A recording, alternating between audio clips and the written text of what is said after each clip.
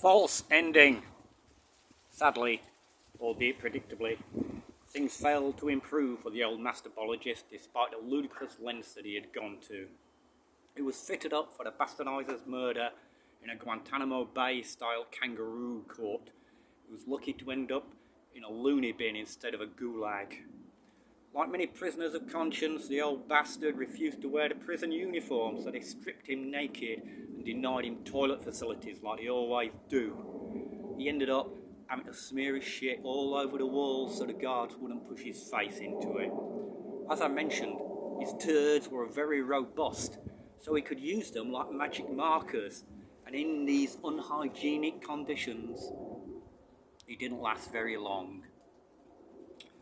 When he croaked from dysentery, they came to hose down the walls, and they were amazed to see what was written there was genius.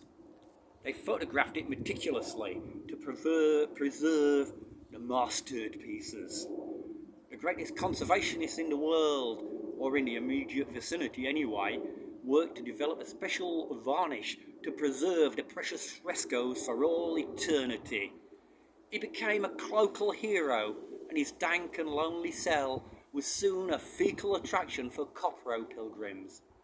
The income from it meant that the other prisoners didn't have to assemble Christmas crackers for a living anymore.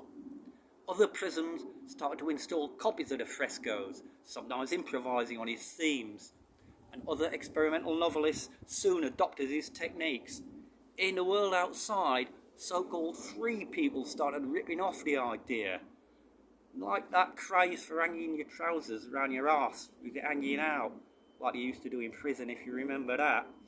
That was odd, wasn't it? Anyway, eventually shit-covered walls became de rigueur, and all over the world the ultra-fashionable pursued their new and unhygienic hobby, and inevitably coprophilia became the dominant cultural paradigm. And so it was that human shit rendered all books, all films, all music, and everything else completely obsolete.